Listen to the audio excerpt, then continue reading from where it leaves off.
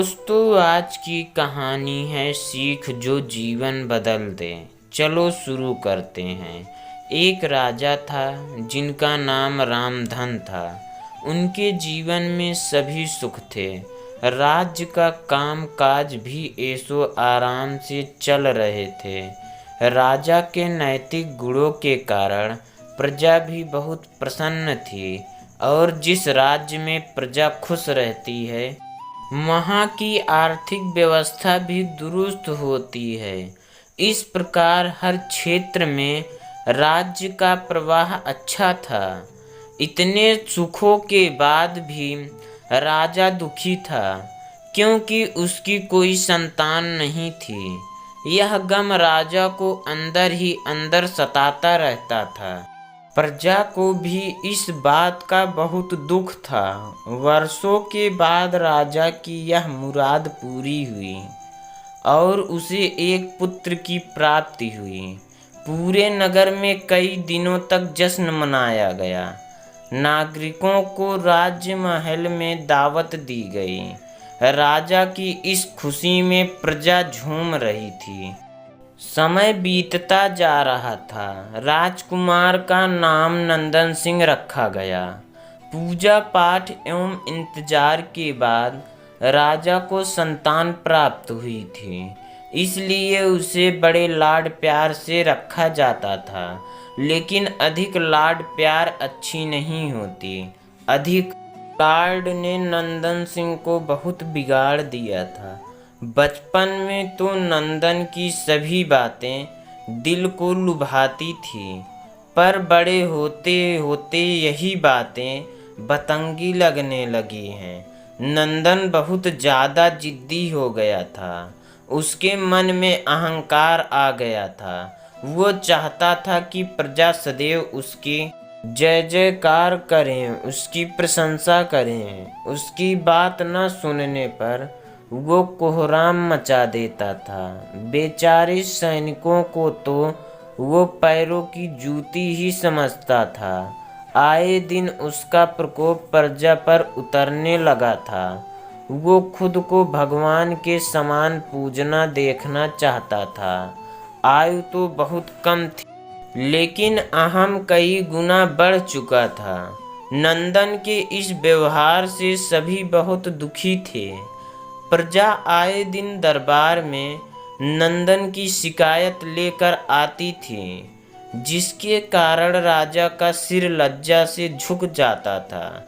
यह एक गंभीर विषय बन चुका था।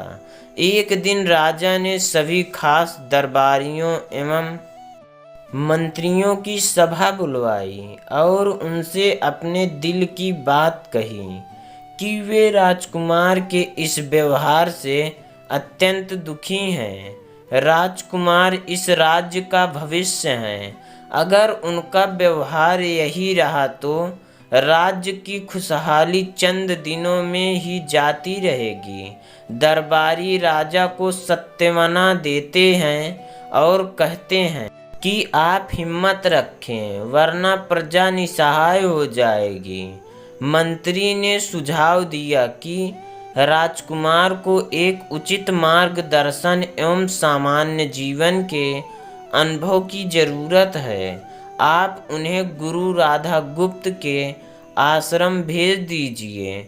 सुना है वहाँ से जानवर भी इंसान बनकर निकलता है। यह बात राजा को पसंद आई और उसने नंदन को गुरुजी के आश्रम भेजा। अगले दिन राजा अपने पुत्र के साथ गुरुजी के आश्रम पहुँचे। राजा ने गुरु राधा गुप्त के साथ अकेले में बात की और नंदन के विषय में सारी बातें कहीं। गुरुजी ने राजा को आश्वस्त किया कि वे जब अपने पुत्र से मिलेंगे तब उन्हें गर्व महसूस होगा। गुरुजी के ऐसे शब्द सुनकर राजा को शांति महसूस हुई और वे सहर्ष अपने पुत्र को आश्रम में छोड़कर राजमहल लौट गए। अगले दिन सुबह गुरु के खास चेले द्वारा नंदन को भिक्षा मांग कर खाने को कहा गया, जिसे सुनकर नंदन ने साफ इनकार कर दिया।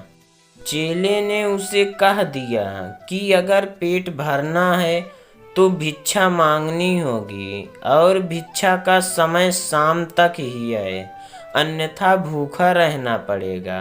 नंदन ने अपनी अकड़ में चेले की बात नहीं मानी और शाम होते होते उसे भूख लगने लगी, लेकिन उसे खाने को नहीं मिला।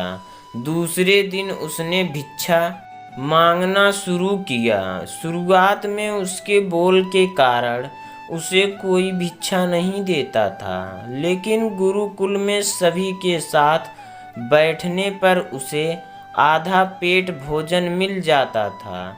धीरे धीरे उसे मीठे बोल का महत्व समझ आने लगा और करीब 1 महीने बाद नंदन को भरपेट भोजन मिला, जिसके बाद उसके व्यवहार में बहुत ही परिवर्तन आए। इसी तरह गुरुकुल के सभी नियमों ने राजकुमार में बहुत से परिवर्तन किए, जिसे राधा गुप्त जी भी समझ रहे थे। एक दिन राधा गुप्त जी ने नंदन को अपने साथ सुबह सवेरे सैर पर चलने को कहा। दोनों सैर पर निकल गए। रास्ते भर बहुत बातें की। गुरु जी ने नंदन से कहा कि तुम बहुत बुद्धिमान हो और तुम में बहुत अधिक ऊर्जा है, जिसका तुम्हें सही दिशा में उपयोग करना आना चाहिए। दोनों चलते चलते एक सुंदर बाग में पहुंच गए, जहां बहुत सुंदर सुंदर फूल थे, जिनसे बाग महक रहा था। गुरुजी ने नंदन को बाग से पूजा के लिए गुलाब के फूल तोड़ने को कहा। नंदन झट से सुंदर सुंदर गुलाब तोड़ लाया और अपने गुरु के सामने रख दिए। अब गुरुजी ने उसे नीम के पत्ते तोड़कर लाने को कहा। नंदन वो भी ले आया। अब गुरुजी ने उसे एक गुलाब सूंघने दिया और कहा, बताओ कैसा लगता है। नंदन ने गुलाब सूंघा और गुलाब की बहुत तारीफ की। फिर गुरुजी ने नीम के पत्ते चख कर उसके बारे में कहने को कहा। जैसे ही नंदन ने नीम के पत्ते खाए, उसका मुंह कड़वा हो गया और उसने उसकी बहुत निंदा की और जतर कतर पीने का पानी ढूंढने लगा। नंदन की यह दशा देख गुरुजी मुस्कुरा रहे थे। पानी पीने के बाद नंदन को राहत मिली। फिर उसने गुरुजी से हंसने का कारण पूछा। तब गुरुजी ने उससे कहा कि जब तुमने गुलाब का फूल सूंघा तो तुम्हें उसकी खुशबू बहुत अच्छी लगी और तुमने उसकी तारीफ की, लेकिन जब तुमने नीम की पत्तियां खाई तो तुम्हें कड़वी लगी और तुमने उसे थूक दिया और उसकी निंदा भी की। गुरुजी ने नंदन को समझाया, जिस प्रकार तुम्हें जो अच्छा लगता है तुम उसकी तारीफ करते हो, उसी प्रकार प्रजा भी जिसमें गुण होते हैं उनकी प्रशंसा करती है। अगर तुम उनके साथ व्यवहार करोगे और उनसे प्रशंसा की उम्मीद करोगे तो वे यह कभी दिल से नहीं कर पाएंगे। इस प्रकार जहाँ गुण होते हैं वहाँ प्रशंसा होती है। नंदन को सभी बातें विस्तार से समझ आ जाती है और वो अपने महल लौट जाता है।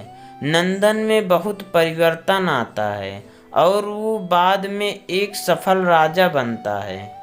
दोस्तों, हमारा वीडियो कैसा लगा हमें कमेंट बॉक्स में ज़रूर बताएं और ऐसा वीडियो देखने के लिए हमारे चैनल को सब्सक्राइब करें, बेल आइकन को प्रेस करें।